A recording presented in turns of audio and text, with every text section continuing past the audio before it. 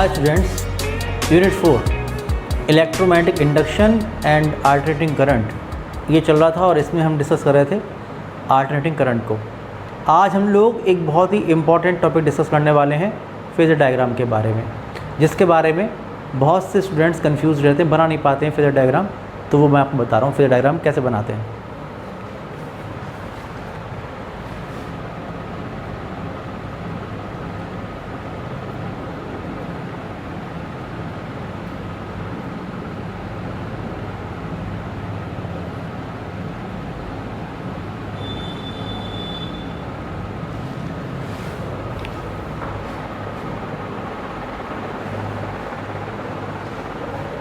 देखिए, ऐसा होता है किसी भी एसी सर्किट में, चाहे वो आर सर्किट हो यानी इसमें प्योर ओमिक रेजिस्टेंस हो, या एल सर्किट हो उसमें एक प्योर इंडक्टर लगा हुआ हो, या एक सी सर्किट हो जिसमें एक प्योर कैपेसिटर लगा हो, या इनके डिफरेंट कॉम्बिनेशंस हों।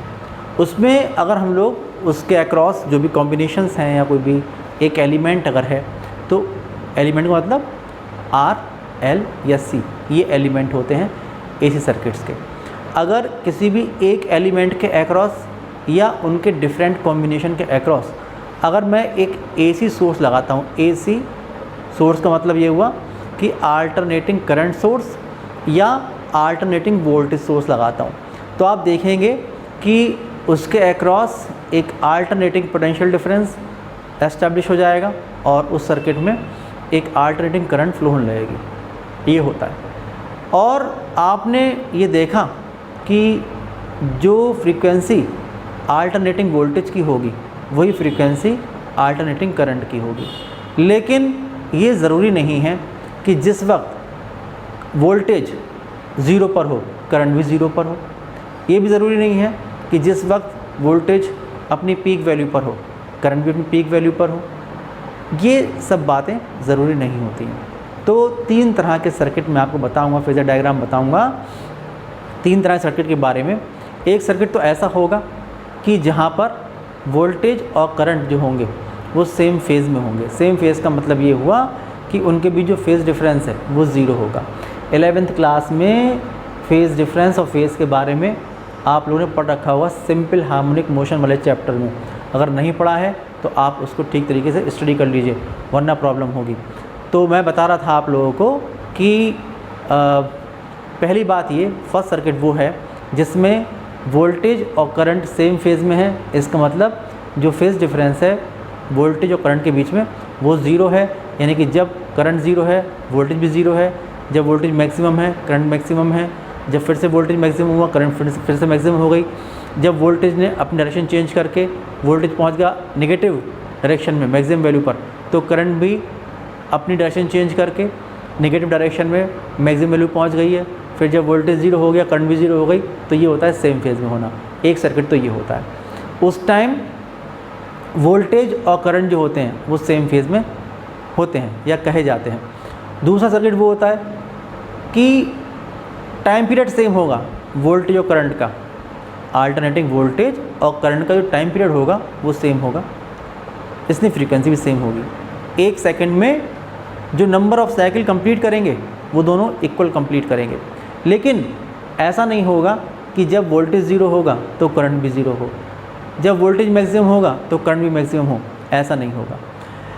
ऐसे सर्किट्स में ऐसा हो सकता है कि जो वोल्टेज है वो अपनी पीक वैल्यू पर पहले पहुंच जाए और करंट बाद में पहुंचे।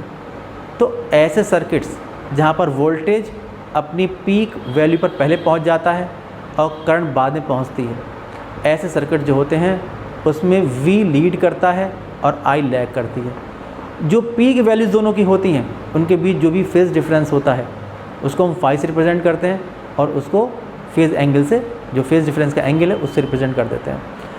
फिर तीसरा जो हमारे पास सर्किट है ये हो सकता है कि उसमें जो करंट है वो अपनी पीक वैल्यू को पहले ऑब्टेन कर लेती हो और वोल्टेज बाद में कर पाता हो। अगर ऐसा है करंट पहले पहुंच रही पीक वैल्यू पर, वोल्टेज बाद में पहुंच रहा है, तो I लीड कर रही है, V लैग कर रहा है। अगर वोल्टेज पहले पहुंच रहा है करंट बाद में पहुंच रही पीक वैल्यू पर, तो V लीड कर रहा है, I लैग कर रही है। अगर दोनों एक साथ पहुंच रहे हैं पीक वैल्यू पर तो दोनों सेम फेज़ में। तो ये तीन तरह के सर्किट हमारे पास होते हैं। उसके अल्टरनेटिंग करंट और वोल्टेज के जो ग्राफिकल रिप्रेजेंटेशन होता है वो रिप्रेजेंटेशन बताऊंगा आप लोगों को तीनों सर्किट के लिए, और कैसे फेज़र डायग्राम बनेगा वो मैं आपको बताऊंगा। जो फेज़र डायग्राम होता है वो सेम फ्रीक्वेंसी के अल्टरनेटिंग वोल्टेज और करंट जो किसी भी एक सर्किट में होते हैं उनको रिप्रेजेंट करता है in the form of rotating vector, और उसके बीच फेज़ एंगल को रिप्रेजेंट करता है। इसको हम उसका फेज़र डायग्राम कहते हैं। किस तरह से बनाएंगे ये मैं आपको बताऊँ। तीन तरह के सर्किट हमारे पास हैं, case first, case second and case third. तीनों देखिए। केस फर्स्ट,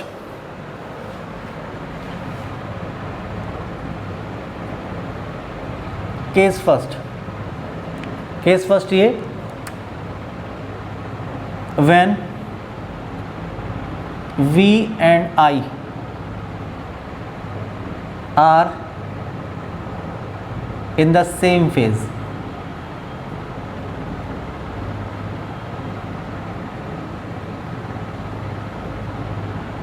जब सेम फेज में है तो फेज डिफरेंस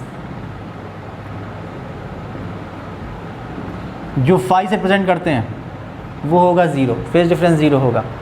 अगर आपसे कहा जाए कि उसका ग्राफिकल रिप्रेजेंटेशन कैसे होगा तो देखिए ऐसे होगा।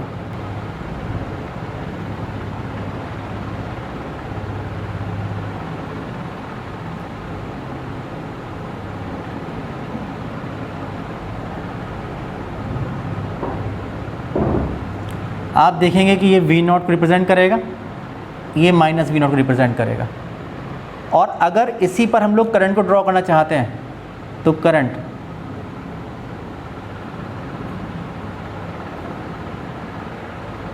ये जो होगा ये I0 को रिप्रेजेंट करेगा, और ये जो होगा ये माइनस I0 को रिप्रेजेंट करेगा।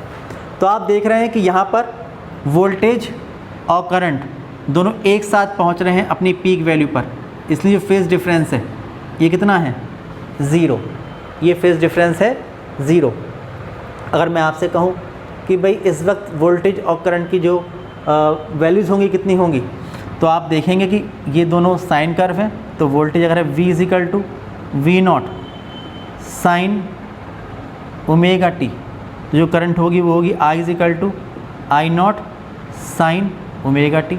ये दोनों सेम फेज़ में होंगे। आप देखिए जो फेज़ एंगल है ये देखिए, ये होता है फेज़ एंगल, पढ़ा होगा आपने 11th क्लास में, ये होता है फेज़ एंगल।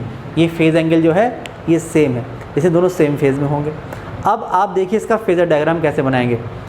यहाँ पर जो फेज़र डायग्राम बनेगा वो इस तरह से बनेगा।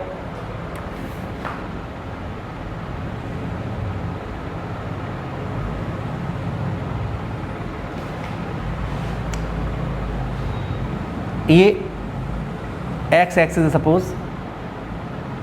अब इससे देखिए वोल्टेज कितने एंगल पर है, ओमेगा टी। तो यहाँ से ओमेगा टी एंगल पर ये रहेगा वोल्टेज।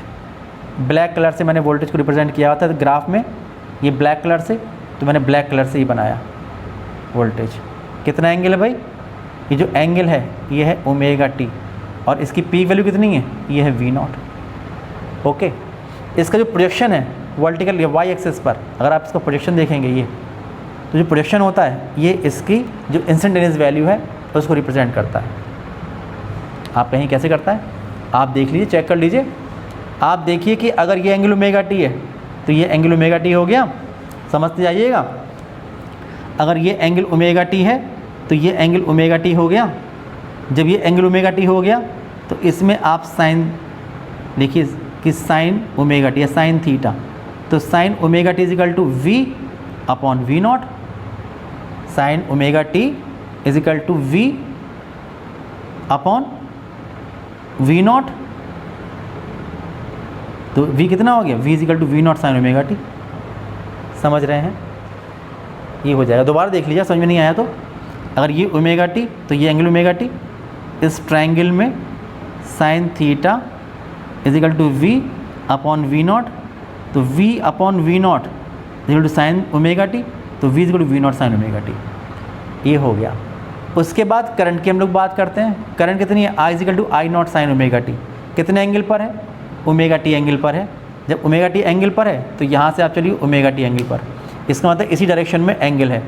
वोल्टेज और करंट जो हैं ये सेम एंगल पर हैं, ये सेम एंगल पर ब्लू कलर से शो कर रहा हूँ। पीक वैल्यू आई नॉट, ये रहेगी पीक वैल्यू आई नॉट, और इसका प्रोजेक्शन इस एक्सिस पर, वाई एक्सिस पर, ये किसको रिप्रेजेंट करेगा? इसकी इंस्टेंटेनियस वैल्यू आई को रिप्रेजेंट करेगा। तो आप देखिए कि अगर मैं देखूंगा इस ट्रायंगल में, अगर ये एंगल ओमेगा टी तो ये एंगल भी ओमेगा टी होगा। इस ट्रायंगल में अगर आप देखेंगे तो sine omega t is equal to I upon I not, i upon I not sine omega T, तो I equal to I not sine omega t, ये निकल के आता है। तो ये इसका फेजर डायग्राम हो गया। अगर इस तरह से कहीं ना बना हो तो इसका एक तरीका और भी है बनाने का। इसका एक तरीका ये हो सकता है कि आप ये कह सकते हैं कि कहीं पर अगर ये वोल्टेज है, सपोज इसी एक्सिस के अलॉन्ग वोल्टेज कितना है V, और करंट कितनी है I, और करंट और वोल्टेज कितना फेज एंगल है 0, तो करंट भी इसी डायरेक्शन में होगी। ये बना हुआ है तो ये भी इसका फेजर डायग्राम हो सकता है, सही है। कहीं पर अगर आप देखें कि ऐसा है, यानी ये भी मेथड हो सकता है, और इसके अलावा ये भी हो सकता है कि अगर वोल्टेज इस एक्सिस के अलॉन्ग है, ये अगर वोल्टेज ये है और वोल्टेज और करंट सेम फेज में है, तो आप देखेंगे करंट भी इसी डायरेक्शन में हो सकती है। तो ये वैसे बिल्कुल जो एक्यूरेट है वो ये है, लेकिन कहीं पर अगर इस तरह के बने होंगे तो भी आप समझ सकते हैं कि वोल्टेज और करंट जो होंगे वो सेम फेज में होंगे। तो ये फेजर डायग्राम है इसके, इस तरह से बना सकते हैं। केस सेकंड देखिए कि जब V और I सेम फेज में नहीं है और उनके बीच जो फेज एंगल है सपोज वो फाई है। Case second,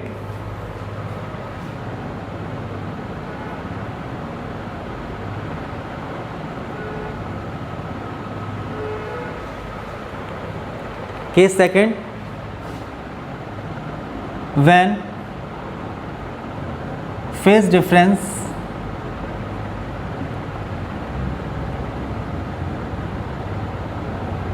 between V and I is phi, ये है। और इसमें भी आप देखें कि V जो है ये लीड कर रहा है और I ये लैग कर रही है। अगर V लीड करता है और I लैग करती है तब क्या होगा? अगर किसी भी AC सर्किट में आप ये देखें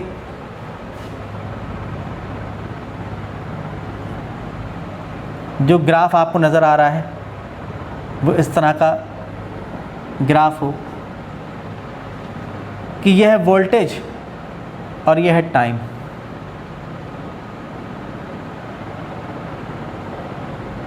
ये तो ये पीक वैल्यू V0 और ये माइनस V0। साइन कर्व है, इसलिए V की वैल्यू क्या लिखोगे आप लोग? साइन कर्व के लिए आप लिखेंगे V is equal to V0 sine omega t, ये आप लिखोगे। अब जो करंट की अगर आप बात करते हो, अगर मान लीजिए करंट, मैंने क्या कहा कि करंट लैग करेगी। जब करंट लैग करेगी तो इसका मतलब ये हुआ करंट की जो पीक वैल्यू होगी वो बाद में आएगी। करंट अपनी पीक वैल्यू को बाद में ऑब्टेन करेगी। अगर ऐसा होता है तब क्या होगा? फ्रीक्वेंसी सेम होती है तो आप देखेंगे कि करंट जो होगी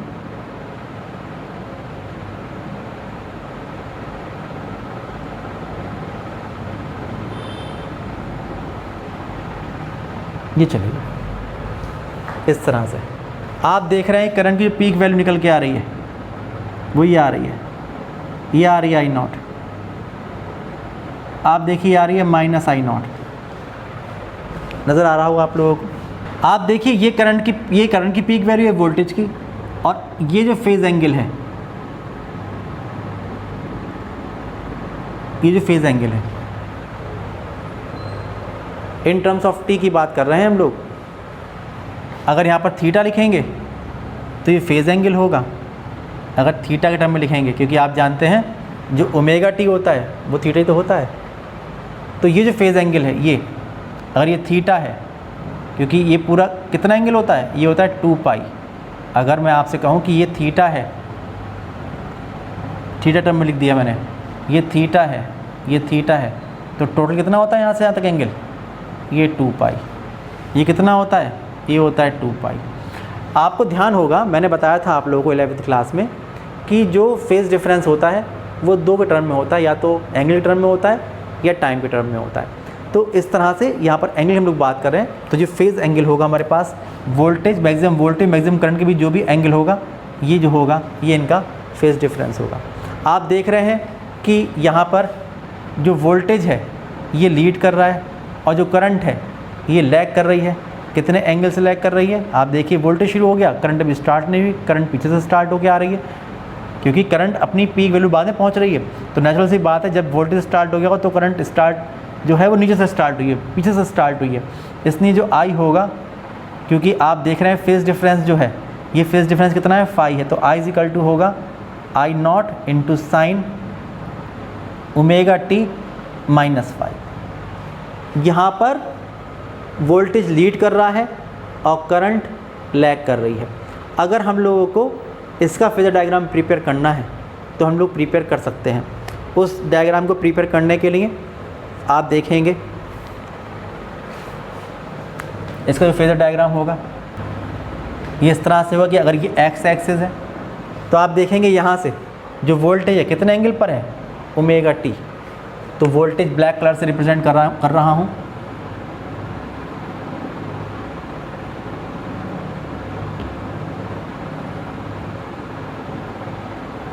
ओमेगा टी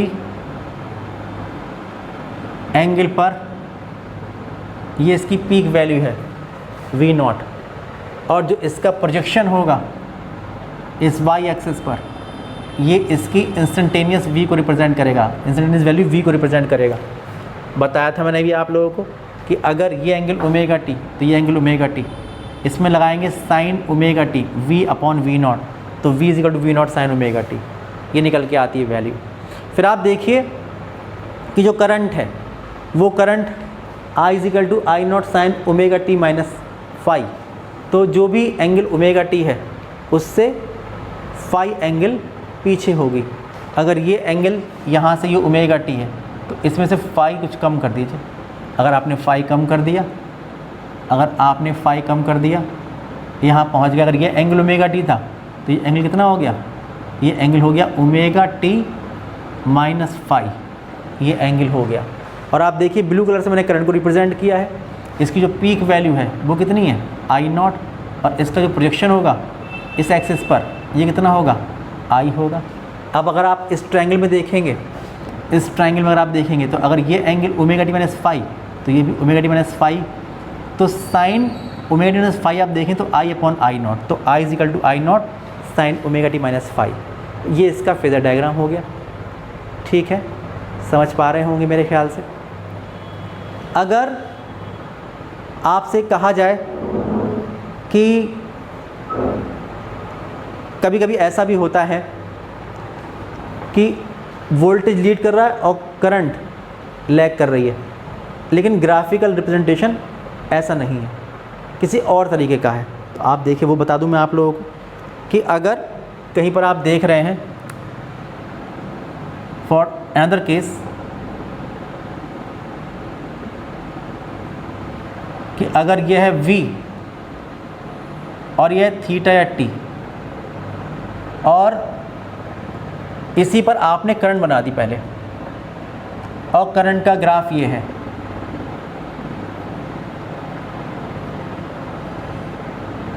ये है करंट का ग्राफ, यह है आई नॉट और यह है माइनस आई नॉट। अब आपसे कहा गया कि भाई वोल्टेज जो है वो लीड कर रहा है। जब वोल्टेज लीड करेगा तो वोल्टेज अपनी पीक वैल्यू को पहले ऑब्टेन कर लेगा।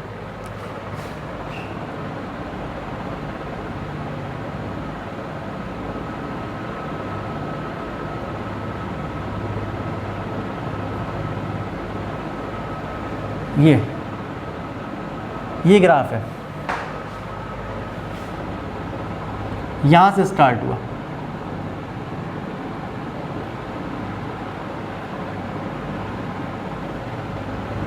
तो आप देखिए कि पीक वैल्यू वोल्टेज की है, यह है वी नॉट, यह है माइनस वी नॉट। अब आप देखिए यह है फेजर, ये इसका फेज डिफरेंस फाई। अब क्या लिखेंगे आप इक्वेशन इस केस में, अगर ऐसा लिखा हुआ है तो आप देखिए अब जो करंट दी हुई है, ये करंट जीरो से स्टार्ट हुई यहाँ से, तो करंट की वैल्यू क्या रहेगी, करंट की वैल्यू रहेगी i is equal to I not sine omega t. और वोल्टेज क्या कर रहा है, वोल्टेज लीड कर रहा है, क्योंकि पहले वैल्यू किसकी आ रही है, वोल्टेज की पीक वैल्यू पहले ऑब्टेन हो रही है, इसने वी नॉट, तो आप लिखेंगे V not sine omega t और लीड कर रहा है इसलिए फाई। देखिए बात एक ही है, मैं लिखा कि वी लीड करे आई लैग करे, तो या अगर जो भी करंट का जो भी फेज डिफरेंस हो ओमेगा टी, तो या तो वोल्टेज उससे आगे हो लीड कर रहा है, या जो भी फेज एंगल है वोल्टेज का ओमेगा टी, करंट उससे पीछे हो, तो बात तो एक ही है। लेकिन फेजर डायग्राम जो होगा उस ग्राफ के लिए अलग फेजर डायग्राम बन जाएगा। वो डायग्राम कैसे बनेगा देखिए, उस केस में ऐसे बनाएंगे,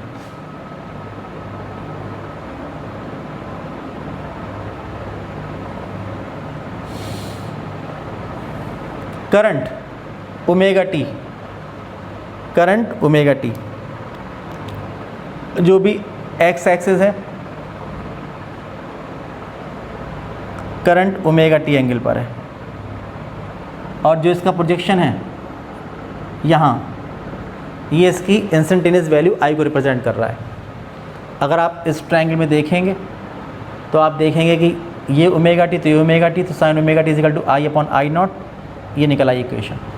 अब वोल्टेज जो है, वोल्टेज क्या है, ओमेगा टी से फाई एंगल आ गया, तो जो ओमेगा टी एंगल था इससे ये, इससे फाई एंगल और आगे बना दीजिए,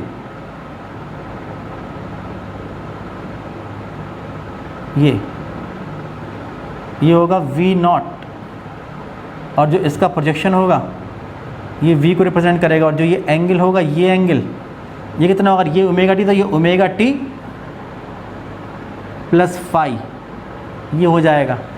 अगर आप लोग, अगर ये angle omega T plus phi है तो ये angle omega T plus phi होगा, तो sine omega T plus phi equal to V upon we naught, इसलिए V equal to we not sine omega T plus phi. तो ये समझते आइए किस तरह से हम लोग फेजर डायग्राम प्रिपेयर कर सकते हैं। केस थर्ड देखिए, केस थर्ड ये है कि फिर से वही कि वोल्टेज और करंट जो हैं ये सेम फेज़ में नहीं है, फेज़ डिफरेंस फाई है उनके बीच का। लेकिन अब अगर वोल्टेज लैग कर रहा है और करंट लीड कर रही है, तब क्या होगा। केस थर्ड,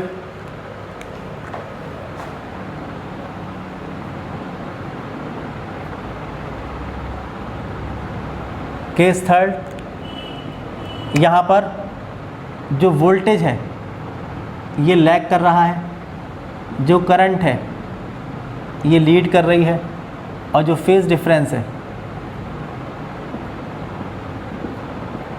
ये है फाई। तब देखिए जो ग्राफिकल रिप्रेजेंटेशन है वो दो तरह से हो सकते हैं।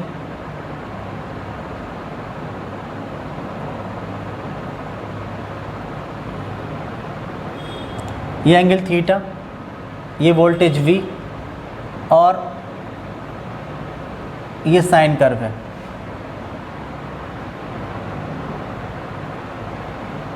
ये पीक वैल्यू वोल्टेज की है और ये माइनस वी नॉट है। अब अगर इसी ग्राफ पर मैं करंट को रिप्रेजेंट कर रहा हूँ और करंट क्या कर रही है, लीड, तो करंट की जो पीक वैल्यू है वो पहले आएगी वोल्टेज से, लेकिन फ्रीक्वेंसी सेम रहेगी। तो आप देखेंगे कि ये जो वैल्यू आ रही है ये है आई नॉट, ये जो वैल्यू आ रही है ये है माइनस आई नॉट, ये है। तो ये जो होगा ये होगा फेज डिफरेंस फाई। अगर इसका फेजर डायग्राम बनाना होगा तो आप देखेंगे कि ये साइन कर्व, ये रहा वोल्टेज कर्व, साइन कर्व है, तो आप लिखेंगे V is equal to we not sine omega t, और करंट पहले से स्टार्ट हो, ये करंट आप देखें क्या कर रही है, लीड कर रही है, तो I is equal to I not sine omega T plus phi, ये हो जाएगा। अब बनाएं इसका फेजर डायग्राम, तो आप देखेंगे कि ये होगा फेजर डायग्राम, ये एक्स एक्सिस है, ये वाई एक्सिस है। पहले वोल्टेज एक्स एक्सिस से ओमेगा टी एंगल पर, peak value V naught, projection डाला, ये जो आया ये वी को रिप्रेजेंट करेगा, एंगल ओमेगा टी, और करंट लीड कर रही है तो करंट इस ओमेगा टी से फाई एंगल आगे होगी।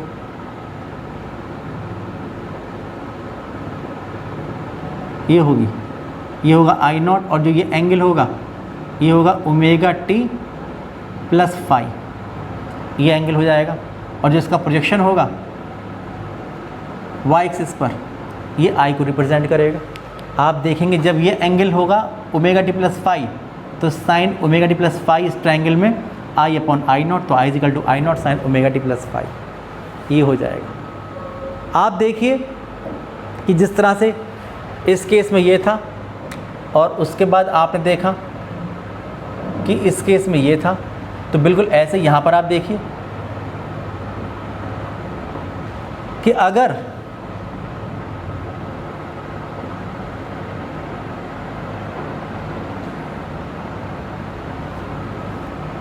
करंट यहाँ से स्टार्ट हुई है,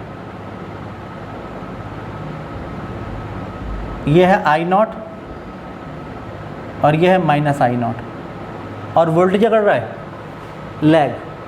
जब वोल्टेज लैग करेगा तो वोल्टेज की पीक वैल्यू जो आएगी वो बाद में आएगी।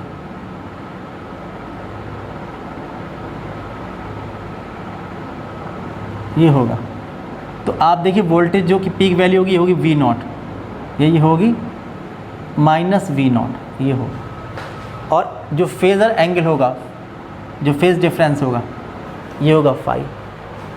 अब इस केस में करंट यहाँ से स्टार्ट हुई है, तो आई इक्वल कितना होगा, आई इक्वल टू होगा i not sine omega t, और वोल्टेज आप देखिए जब यहाँ पर करंट ज़ीरो थी तो वोल्टेज पीछे था उससे, ठीक है ना, क्योंकि वोल्टेज लैग कर रहा है, तो V इक्वल टू होगा V not sine omega t, कितने एंगल से पीछे, फाई से, तो माइनस फाई, ये हो जाएगा। इसका बनाएंगे अगर फेज़र डायग्राम, तो आप देखेंगे जब बनाएंगे फेज़र डायग्राम तो ऐसे बनाएंगे,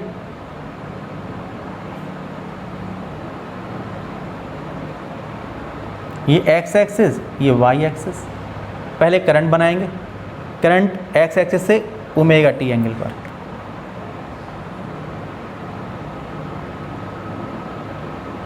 आई नॉट, ये एंगल ओमेगा टी, इसका जो प्रोजेक्शन रहेगा यहाँ पर ये रहेगा आई। जब ये एंगल ओमेगा टी, तो ये एंगल ओमेगा टी इस ट्रायंगल में देखा तो sine omega T is equal to I upon I not, तो आई is equal to I not sine omega T. अब आप देखिए जो वोल्टेज है ये इस एंगल से पीछे, इस एंगल से पीछे चलिए,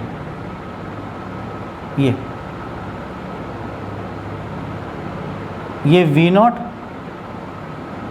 प्रोजेक्शन देखेंगे ये प्रोजेक्शन वी, और ये एंगल आप देखिए ये ओमेगा टी था तो इससे कम आ गया, फाई एंगल पीछे आ गए, तो ओमेगा टी माइनस फाई, ये हो जाएगा। जब ये ओमेगा टी माइनस फाई, तो इस ट्रायंगल में देखा तो sine omega T minus phi V upon we not, तो V not sine omega T minus phi. इस तरह से हम लोग फेज़र डायग्राम प्रिपेयर कर सकते हैं। इसके अलावा भी आप जब हम लोग कॉम्बिनेशन पढ़ेंगे एलिमेंट्स के, RC circuit, RL circuit, LCR circuit, तो हम लोग जो वोल्टेज है, जैसे भी आप देख रहे हैं कि ओमेगा टी एंगल पर ले रहे हैं, तो उसको एक्स एक्सिस के अलॉन्ग ही मानकर बाकी उसके रिस्पेक्ट में करंट कितने एंगल पर है, इस तरह से जब हम बनाएंगे तो हम लोग और तरीके से भी फेज़र डायग्राम प्रिपेयर कर सकते हैं। लेकिन उसकी जो फेज़र डायग्राम जो है उनकी बेसिक नॉलेज बहुत ज़रूरी है इस चैप्टर के लिए, इसलिए आप इसको ठीक तरीके से समझ लीजिएगा।